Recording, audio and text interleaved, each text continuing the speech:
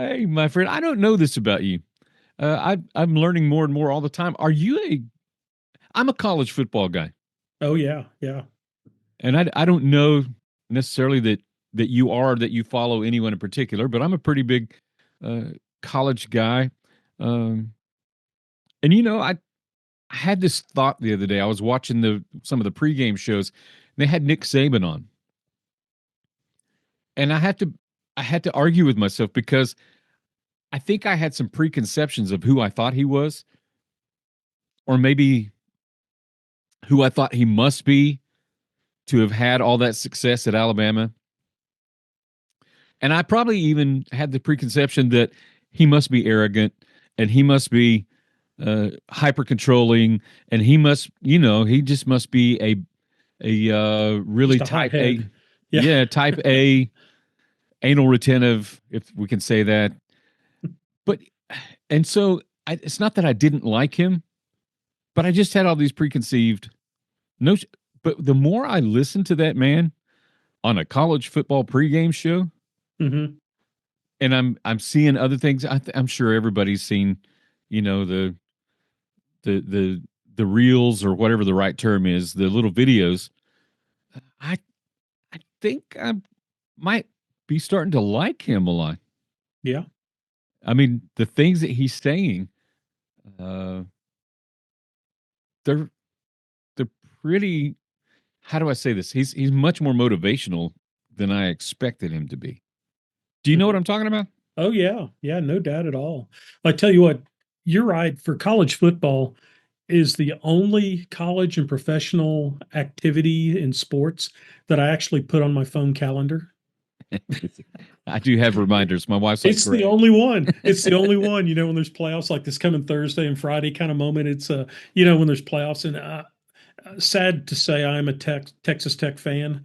I love Texas Tech because we're a brutal bunch. We're kind of like the Dallas Cowboys of college football. you know, just dreaming of being good someday, but we just love our team and so forth. And I didn't go to Texas Tech, but my son did, and I kind of adopted it through that, I Right. suppose. I went to Midwestern State University in Wichita Falls, and at the time they didn't even have a football team, and we enjoyed basketball. But Nick Saban is quite the character. I bought a book, and I'm going to hold it up for the YouTube video. That way Okay. they'll see it. But this came out in 2007. Okay, he'd won the national championship at LSU, and he'd won some championships at Alabama. And and I was just curious, and this selfishly as a band director, I thought this guy wins. Let me figure out some ways that he does things that can maybe help Right. me as a person. And the title of the book says it all. It doesn't say beat everyone in the world. It doesn't say how to win a national championship. It says how good do you want to be? Wow. Isn't that a great question? How Right. good do you want to be? And yeah, he's kind of on that ESPN game day panel now, and we've gotten to see a whole other side of him where he's not competing in football, but he's just giving stories and life stories and how he did things. And like you said, every time he opens his mouth, it's either something absolutely hilarious or or it's something that's so foundational. You're like, oh my gosh, how Right. eloquent that he put that into words. But I think one thing he really kind of preaches, and he lived this way. He mentions in some of his works that when he was at LSU, he was very transactional. In other words, if player did something correct, he praised the player. If the player did something wrong, he basically just humiliated the player. You know what I Right. mean? And that's Right. kind of how he probably was brought up, you know. But they talk about how you lose focus in a team where things begin to go sideways. He's had this to say: you have a greater chance of losing a team when you are transactional as a leader, when you make everything about winning or losing. And see that Okay. statement alone amazed me when I read that. When you pat a student on the back when they do well, but then you lose it when you're too harsh, you didn't use it as a teaching moment. Negative moments without teaching kills morale. Wow. Wow. I mean, Yeah. and how does it, I mean, it's an obvious relation to what we do in band. Negative Right. moments without teaching kills morale. Just to So when tell we're a talking kid, transaction, we're basically saying uh, all results oriented. And when you say without teaching, so either you messed up and I'm going to rip you for it. That's the yeah, transaction. yeah, the transaction is if they do something good, you praise them. They give you good product, you praise their product. They do poor product, you humiliate their product. That's a transaction. Got So it. they learn really quick that if I do things right, then they're going to be nice to me. If I do things wrong, they're going to chew me every single day. And I love and I think we all know how that works. Is that happens in to a certain extent in all relationships. Right. You know what I mean? That's kind of how we relate to people a lot of times is, not what can you do for me, but what can you do for me right now? You know Exactly. what I mean? That's part of how human mankind is. Okay. Yeah. But I And love the fact it I says don't want to make negative this too moments. negative though. It lends itself to our selfish nature. Yeah. Yeah. We're using people. It does. It does. And I love the fact he says negative moments without teaching kills morale. We always wonder why is our band just fed up with themselves and miserable? That one sentence says a whole lot. Right. I'm Right. not Right. saying it's the silver bullet that fixes everything, but negative moments without teaching kills morale. So if there's a negative moment, something goes really bad in rehearsal, if you use it as a teaching moment, then your morale will increase. If you use it as what is wrong with you people? Let's do this another 50 times so you hate to say so you idiots can get it right. Right. If you use it in that context without that word, I guess, in my day they did call us idiots. You say they didn't shy away from that in my experience. We were called idiots and morons and everything Lizard else. man. Yeah, yeah. And honestly, it's better nowadays. I joke about it, but it was not the right way to do things. But let But me um, so but if you use it as let's a talk for teaching just a moment, we can second. make it happen. Yeah. Let's talk about teaching moments. What Okay. are you saying instead of just saying no stupid? And based on recent conversations we've had with our friend Stephen Cox, even, are you saying more so? What did you? How do I say this right way? Do we to make a teaching moment? Do we say how did you feel about that? Do we say what do you think could be better? Do you know what I mean? I'm Yeah. not trying to turn this into uh, Mr. And I love Mr. Rogers, but we how do we convey that that's not good and still make it a teaching moment? You're the teacher. I'm asking you. Yeah, well, we can do it the way you said. We can dive into, some autonomy and allowing them to be part of the rehearsal. There's nothing, I mean, that's great, but if there's not time for it, I think the real key in how Nick Saban approaches it is he says, be someone who the students want to emulate. Okay. So if you just say, hey guys, this is not correct. This is Right. not the way we want it to be. But I tell you what, if we concentrate on this and we do this and we work on this There exercise, you go. then we Okay. can put it into instead of going. Had a good friend that he's passed away now, but he taught middle school band till he was 85. And I remember one of his greatest quotes is is uh, play it, dang it, it can't be that hard. And the kids loved him, but I always loved that. And the other one was shut up and play. He'd go, shut up and play. I've heard And that. I think you know who I'm talking about. But Yeah, with those two that's fine. quotes, I don't want to throw the name out there. And the folks that are around me that listen to this podcast will go, oh, I know exactly who he's talking about. But I Play play it, it, dang it. dang It it. can't be that hard. No pedagogy whatsoever. Play it, dang it. It can't be that hard.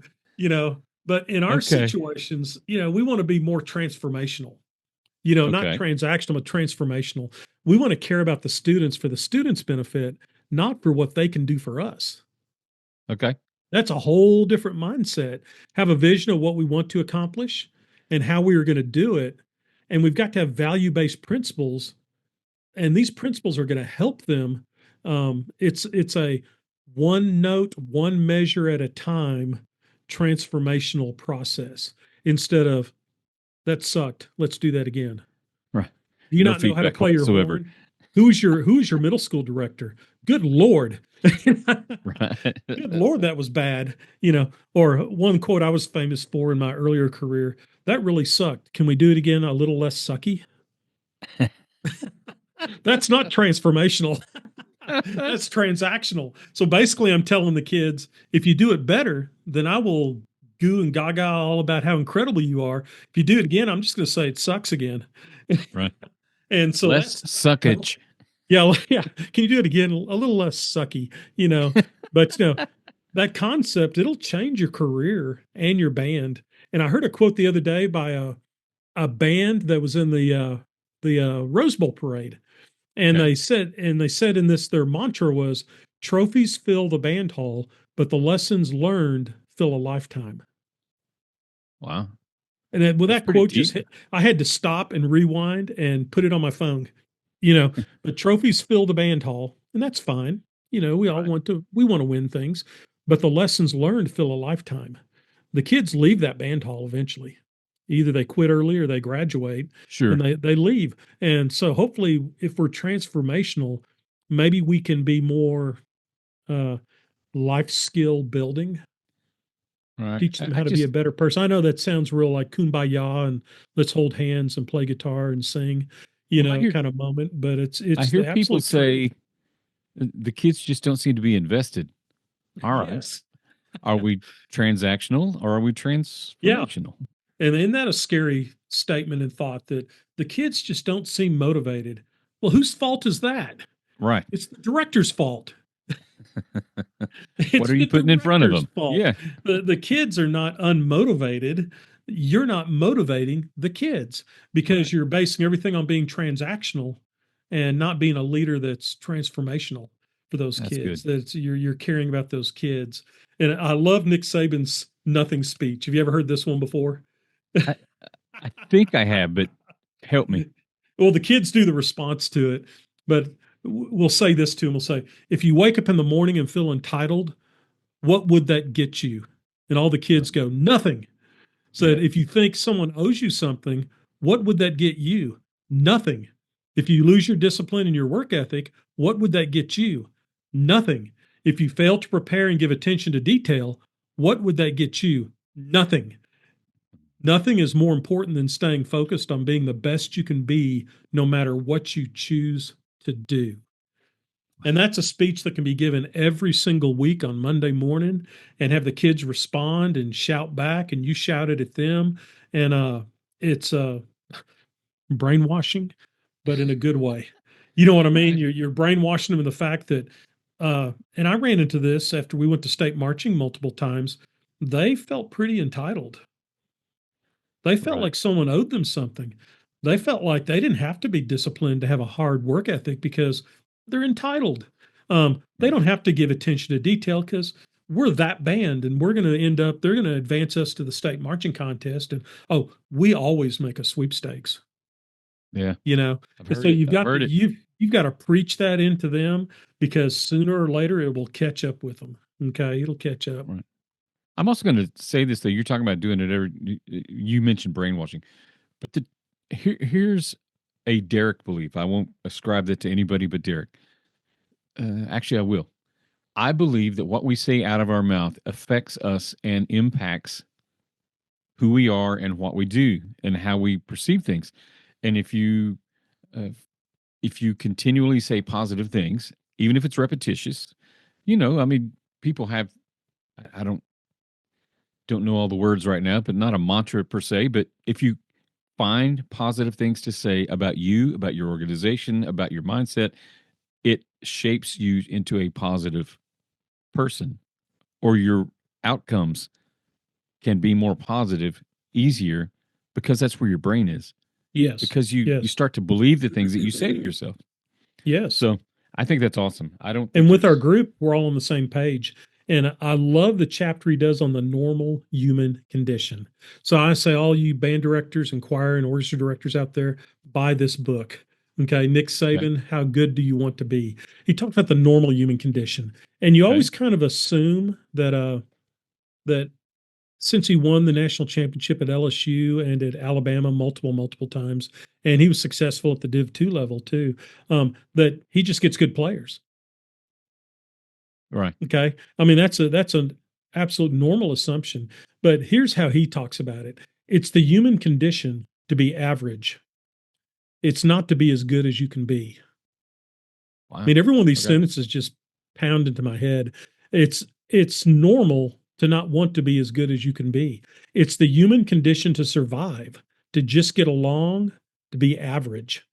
That's when a student makes an A on the midterm. He blows off the next 2 weeks, doesn't go or try because he knows if he gets a C on the next test, he'll still have a B average. Lots of people think that way. Right. That is absolutely normal.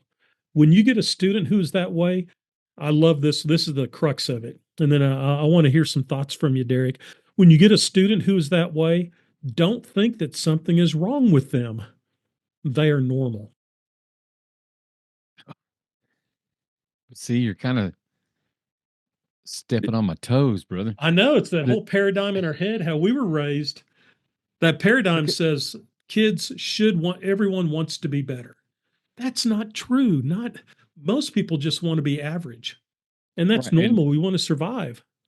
as a leader of people, I have said, I'm not making eye contact with you. I have said, all you have to do to stand out in today's world is be mediocre. That's true. Show All up you on have to time and do, do half the work, and you'll be if you're outstanding nowadays. if you're average, you are above the curve. That's right. And that's a terrible thing to, based on what I'm hearing there. Instead of, it's so easy to go, gosh, people don't care. But you just said it's the normal condition. Yes. And I think sometimes, and I'm glad that Nick did it, but I'm just now hearing it, Yeah. just Now to you're going to read remind this us. book, aren't you? Yeah, I am. But just to remind us that that's normal. If you want to be better, you actually have to be abnormal, or you have to strive for more than just normal. That's such good stuff. Simple things are so profound. Yes. And I tell you what, he goes on to say that what we do to get them to achieve at a high level, to give that extra effort, that in itself is really special. It's special to get somebody to be the best they can be, to understand work ethic and how important it is to earn it. You reap what you sow. So Right. he gives a lot of credence to the fact that even we as directors, it's the onus is on us, man. Well, we've got to Right. somehow make these kids get to the best that they can be, but still be transformational. And we need to understand that that is special. Right. Very few individuals, ratio wise, accomplish that. You know, you'll see some really good bands, but guess what? You'll see more average bands, won't you, Derek? Well, I was Because going to that's say though, normal. yeah. And I also think that what we're talking about, listen, it's awesome and it's profound, but it's also process. Hmm. And to create the process of getting people to strive for more than normal doesn't happen tomorrow. Yeah, it Positive happens reinforcement, today. and gentle. I won't even say gentle. I do think it's being kind is important. Be a good person, Kind but is not always gentle, though. you're right. That's why I tried I'm to not change saying we what have I to be was. harsh, but kind is not always gentle. But we have to be firm. We have to be Yes. resolute. We have to say, this is who we need to be. Quit defaulting to average. So, Yeah. And I tell you what, that brings us to perfectly to the next point. It says okay. he gets this question a lot and he addresses it in the book. Why are you so tough on people? Because you can search YouTube and find 1,000 examples of him just railing on a football Right. player. That's So not how we do it. What are you doing? that's right. I've told you 3 times. How many times do I have to tell you? Said, why are you so tough on people? And here's his answer. I don't know if that's fair that I'm tough on people. Said, we are in the business to create a standard of how we need to do things. There you go. Everybody must buy into that standard or you won't have team chemistry. And here's the greatest sentence: mediocre people don't like high achievers, and high achievers don't like mediocre people.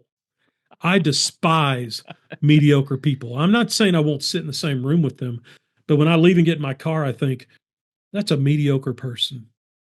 I despise that. I hate to say it that way, but I despise that person because I like to think of myself, for whatever reason, as a high achiever. Right. That I've done everything in my possible processes as a human being to be the best person. I'm not talking about band trophies, but to be the Right. best person I can be. And when I meet someone who's mediocre, it it disgusts me.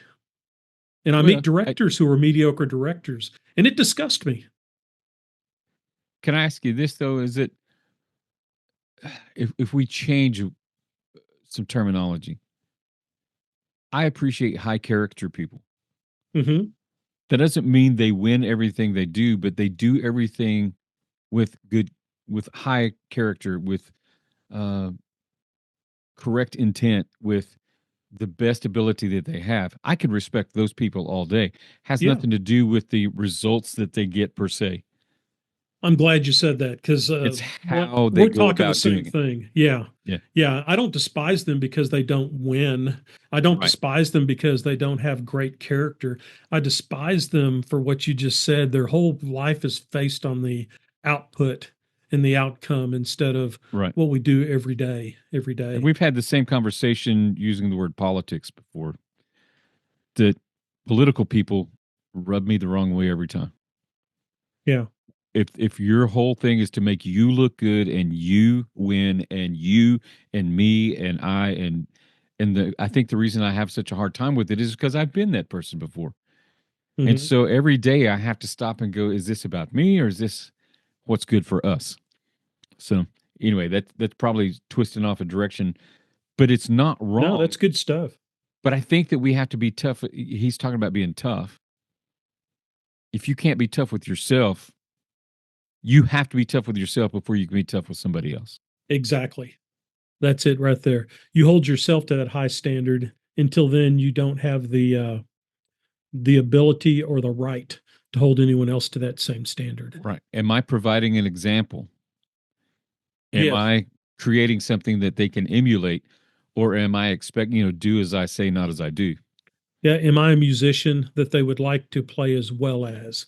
Yeah. Am I a person who treats other people the way that they want to be when they grow up?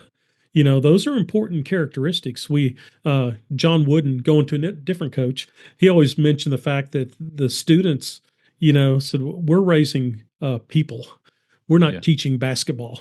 Right. We're raising people. And so I think that applies to anything in which we're essentially teaching a skill, whether Yeah. it And be this, band, basketball, football, whatever. you used Yeah. that entitlement word a minute ago. I don't know that I don't know a lot of people in music education that are entitled or have an entitled attitude. That why are we surprised when our kids get that way? Again, Yeah. I don't want to twist too far off, but got to be tough on ourselves and make sure that we are doing the things that we're expecting others to do. So, Yes. And he goes through five lessons. And I want to okay, kind of hit through these, but in my notes I only have four of those lessons because the one of the lessons I left out because even the Honorable Nick Saban, I disagree with one of them. One of them, he said, okay, never put a limit on the amount of time that you're going to work on something. He was talking about like football practice, never put an ending time. right. You know what I mean? Because we're going to do it till we get it done. And I respect that, but that's not feasible in our situation as band directors.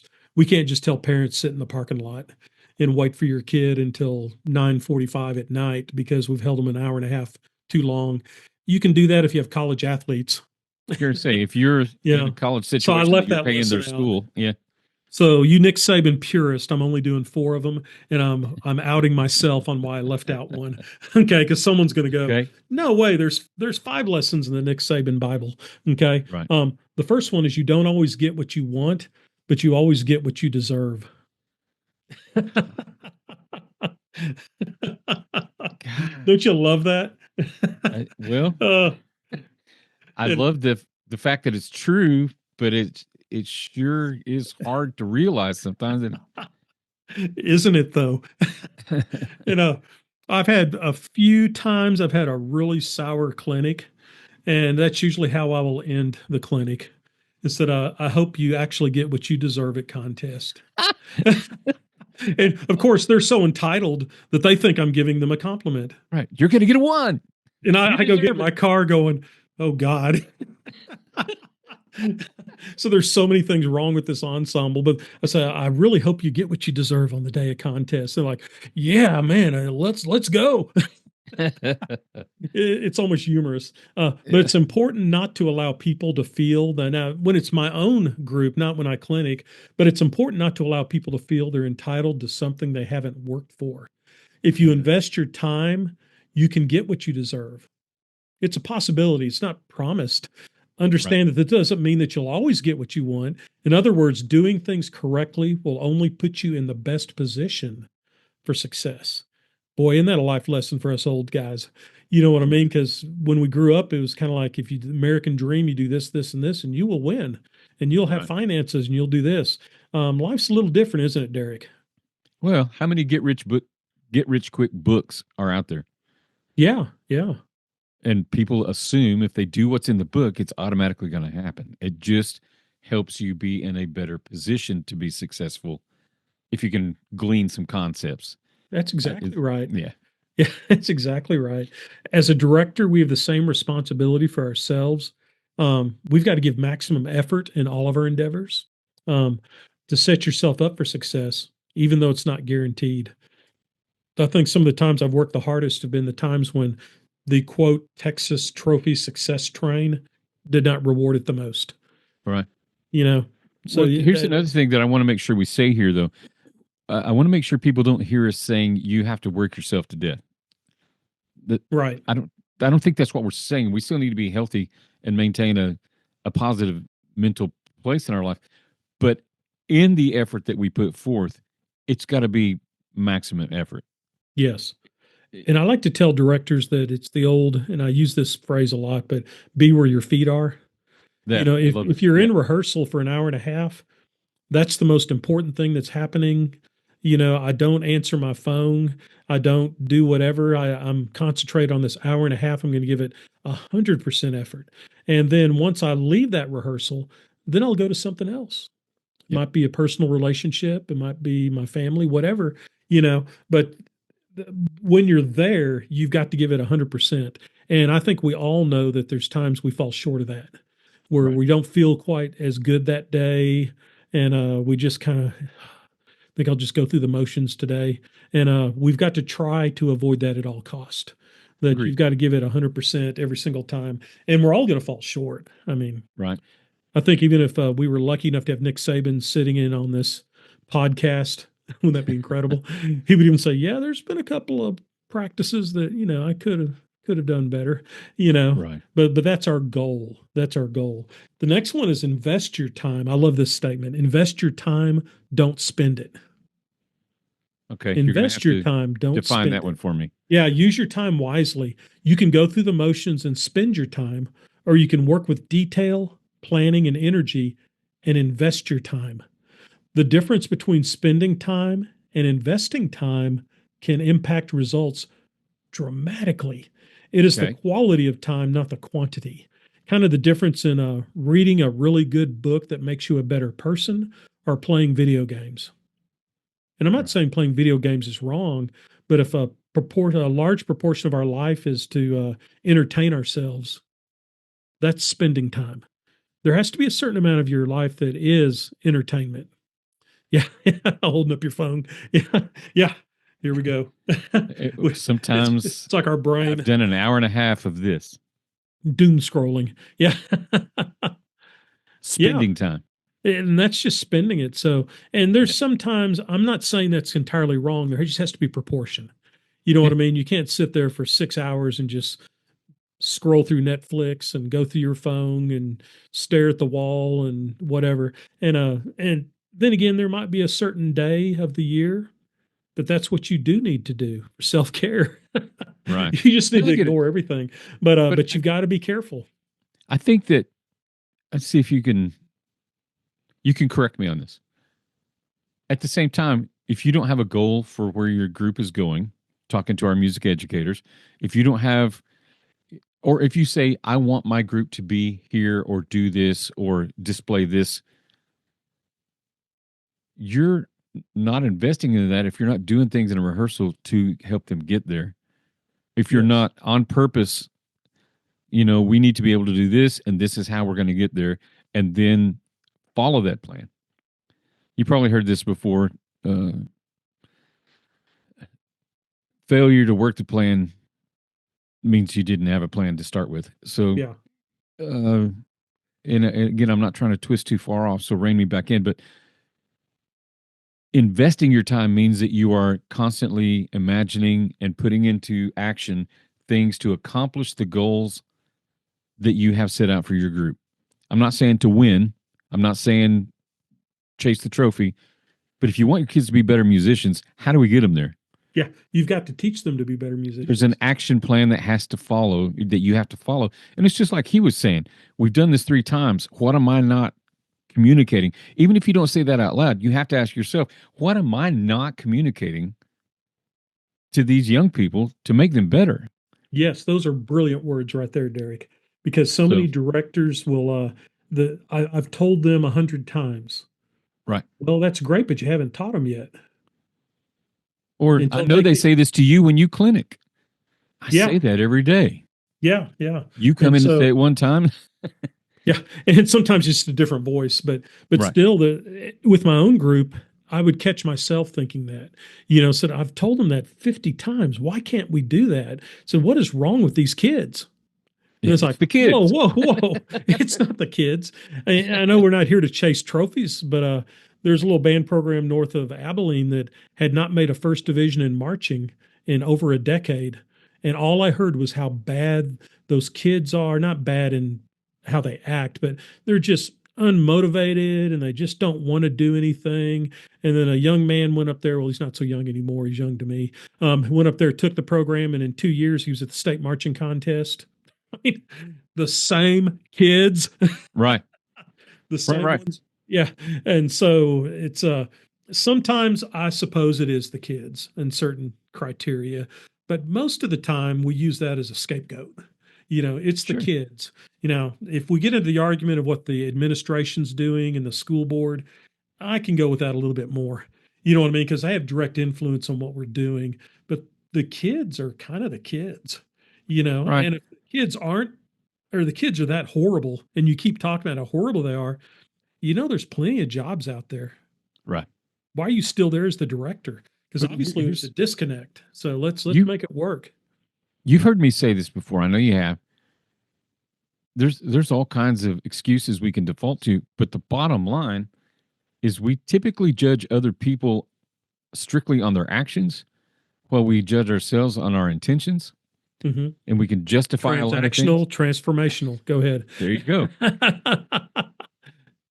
Is it really their fault? Or, I mean, they probably didn't come here with bad intentions.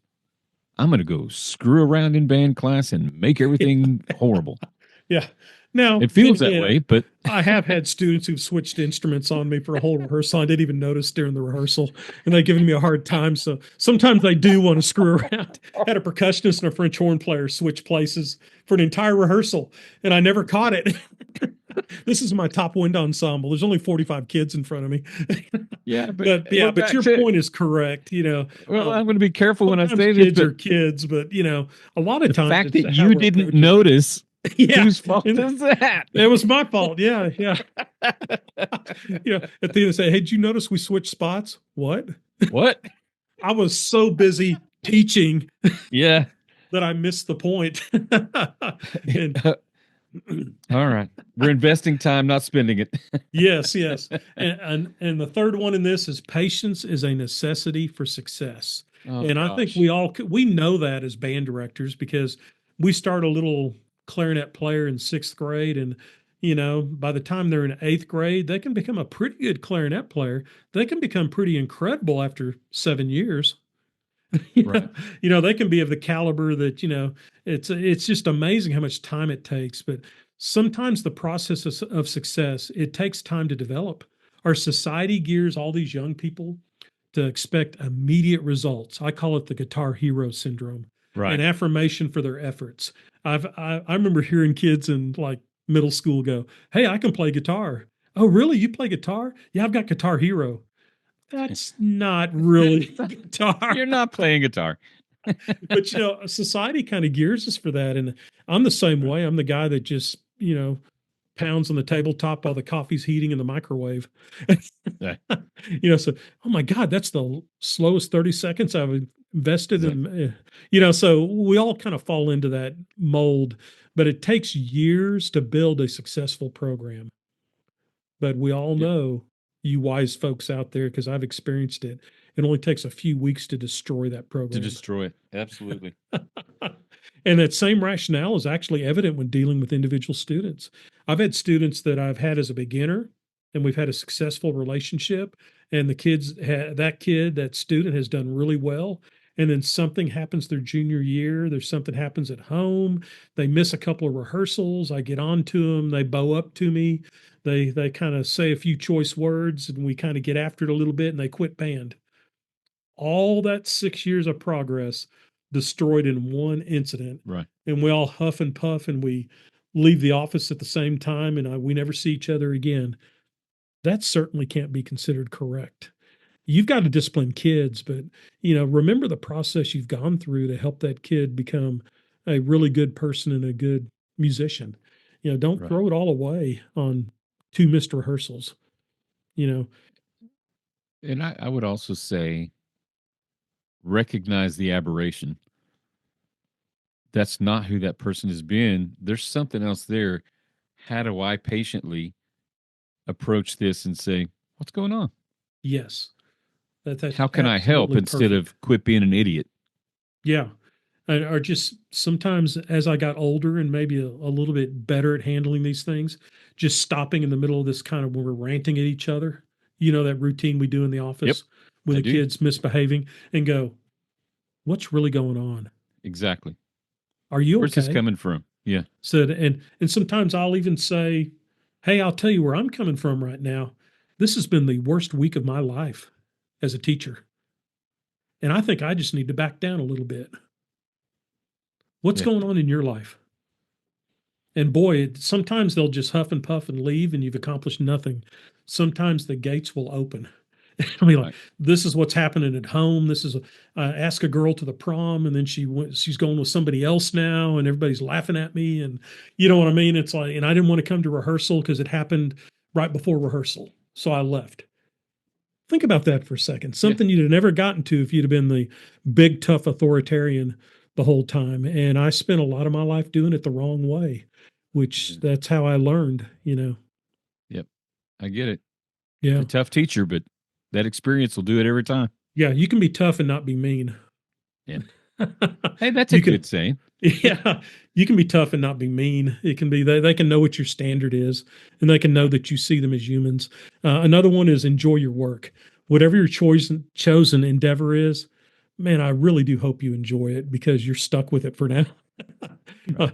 I know there's a great called the Yellow Board here in Texas, and and it seems to be filled at this time of the year with people. What other job can I do? I need to get out of teaching. Man, that just breaks my heart because I know that their heart is in the right place, and they know that they're not enjoying teaching, and they do need to probably find somewhere else to go. But it's almost like a plague now Right. that everyone's trying to jump out at the same time. Um, Can I throw something oh, in there real quick? yeah, yeah, go for it, man. Talking about enjoying your work. I think sometimes we do enjoy what we do, and there's a reason we're doing what we do, but we get situational, and there's Yeah. certain aspects that we don't like. And all we do is dwell on the things that we don't like while we forget all the things that we do like. So a quick example, we just, in retail, we have to do inventory. Oh, fun, fun. Nobody loves it. Nobody's like, oh man, we get to sit and count every item we own. And we have to get all the details right and all the numbers have to be. Nobody sits around going, oh, I can't wait. It's coming. But what I told, we have several locations. What I told the people in charge of those locations is all your people are going to feed off you. if you walk around for 3 weeks going, God, this sucks. I know this sucks. And I'm sorry that we have to do this, but let's go do all the things we hate. If we rehearse it that way, it's a long, miserable process. Yeah. But if we realize that it's a necessary ingredient to be successful, and we don't allow ourselves to sit and rehearse negative over and over and over again, and this is going to sound is one of those things that a supervisor can say, I guess, but we're going to we're going to be here for 8 hours anyway. It's not like we weren't going to come to work. This is just what we're doing today. Yeah. It's not what we do all the other days, but this is what we're doing today. And if we just apply ourselves and get into it, and you've seen all the examples, the big rocks with the little, how do you fill up the Yeah. jar? Yeah. All the do the things you don't like first early in the morning when your brain's still fresh and you can attack them and then you can relax. All that stuff is what it is. But I just think, and it's kind of back to it seems to be kind of central to what we're talking about. Uh, the way we approach what we do, whether we like it or not, does not have to be negative. Right. You know what I mean? I do. It's just what we're doing today, In fact, and it my has to dad be had done. the greatest quote when I first started teaching about the second or third year. And I was talking with him about how I really wasn't enjoying what I was doing.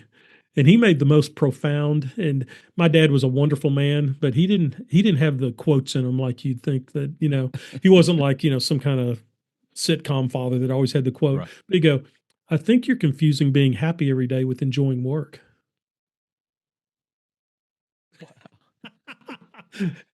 Think about that for a second. I did. Said, I'm trying to process that. That's a yeah. pretty So deep thing. yeah, because happy is like a carefree, I'm just enjoying life and this is wonderful. That's happiness. Said, and some days at work are happy.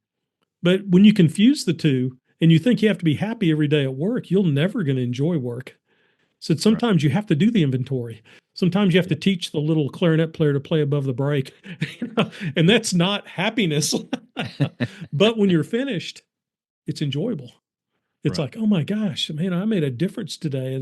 This got checked off as a box, even just simply that surge of adrenaline when you check things off the checklist of Yep. things are done. But don't confuse happiness with enjoying your job. You can be happy, but it's not going to be every single day. And I also think that when we go home at the end of the day, if we're satisfied or if we're content knowing we did what we could do with today's tasks, Yeah, they might not all been raging success, but we approached them, worked hard, gave our best, and tomorrow we'll do it again. that's exactly right. And in today's world, we have the ability to go. In fact, most students who get out of college are looking at probably on average 4 to 5 different jobs in their lifetime. Right. See, our parents and grandparents didn't have that flexibility. You went to work at the General Motors plant and you did it for 35 years and you retired. Or you Kept your were a watch. you were a cotton farmer or potato farmer, wheat farmer, and you did that for your entire lifetime. Right. So it's a little bit different. And I think sometimes that makes people um, a little more likely to not enjoy their work because they see an out. We're like, our past generations didn't have that out. That was a major life changing moment. I mean, like horrible life changing moment to switch careers. Where now someone will do 4 or 5 almost completely different things in their career. I find You that amazing. you have got me just inside my head is chaos at the moment because how many times do we tell people go find your happy place Yeah. Yeah. or go find something that makes you happy?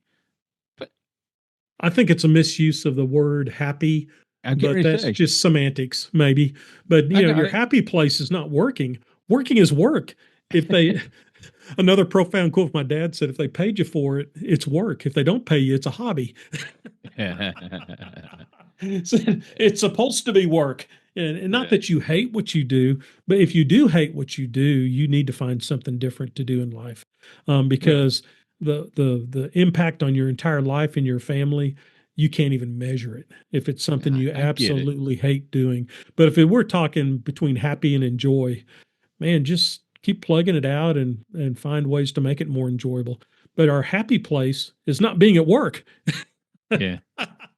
No, I That's our get it, happy but place. My you happy understand place the is point. Cozumel. But you understand the point I'm trying to make. Oh yeah, yes sir.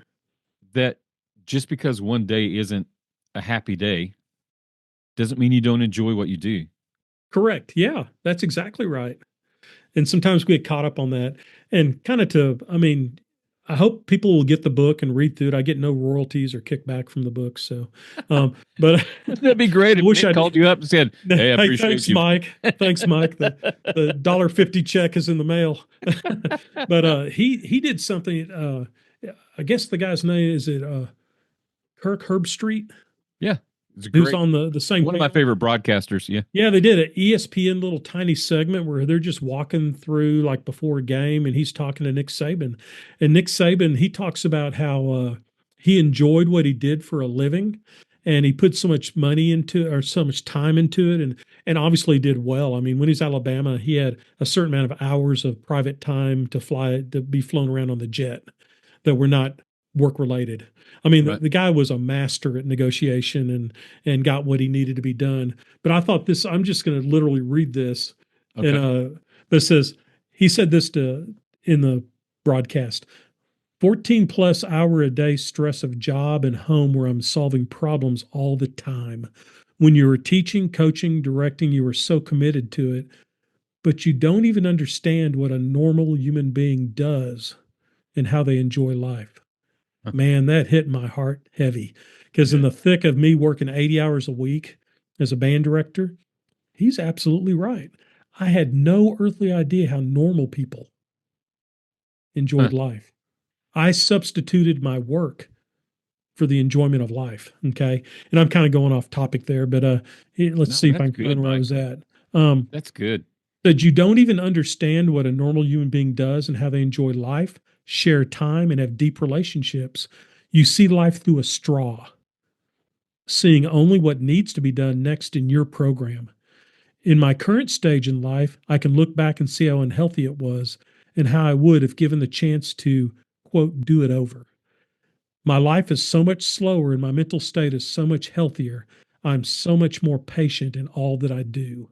Hmm. That was from Nick Saban talking about in the throes of when he was big time college coach. Now he looks back on it and goes, I had no idea that that's not what normal people did. He thought he was doing things normally. And that's just a shout out to a little bit of self care to all my band director friends out there. But, you can still get the job done without working 14 hours a day, getting there at 6:30 in the morning and leaving at 9 at night.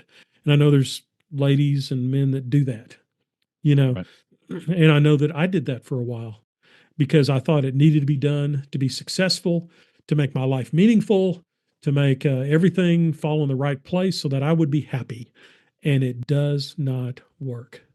Okay. I, I'm So with you. just kind of, I think that's one of the main statements at the end from our visions of Nick Saban.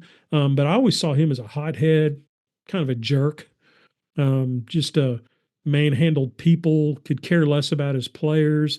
All he cared about was winning. But all he cared about was making every person the best they could be. And that kind of turned into championships, Yeah, you know. good stuff. I'm don't need to add to that. It's okay if you want to, because it's No, interesting. These are good cigar and bourbon conversations. but the title kind of summarizes it. What a great title. Yeah. How good do you want to be instead of the blueprint to win a national championship? How can Let me you tell you win how and beat good other you. people? Yeah. How good do you want to be? He starts his title of his book with the question, and the whole book follows that question. How good do Because you want to be? every coach in America is like, what's the secret to your success? Oh, that's right. Give us that freebie and then we'll go and make it happen. It's no. Yeah. How Here's the secret. Answer for Yeah. yourself. How good do you want to be? And that may not necessarily reflect rankings. Right.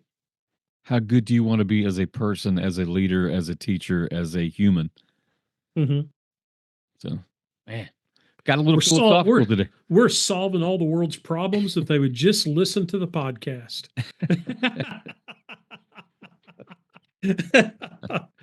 Well, I do want Oh, to. oh, help us. I do think that I'm going to say this. Please take today as an encouragement. Yes. You are you are obviously in love with the concept of teaching music at some point. Remember that. Strive to help create that in the people that you lead, whether that's your assistants, your helpers, your co-workers, or the kids, Hmm. and help those kids answer the question, how good do they want to be? In a way, Mike, we used to have a saying, I was in ministry for a long while. And one of the things that one of my supervisors, I learned this early. If you put on a great, because I was in drama and music and did that kind of stuff, if you put on a great event or have a great special Christmas service, Easter, whatever, if you turn around and see a bunch of dead bodies behind you to accomplish that, Yeah, what did you really accomplish? exactly. But if, on the other hand, you turn around and everybody is excited about what happened and know that they put it all out there, and you know you're going to get me wound up, but at the end of the day, success is arbitrary, isn't it? Yeah. Or it's opinion. I mean, there's Success for certain some things. people is making it through the day.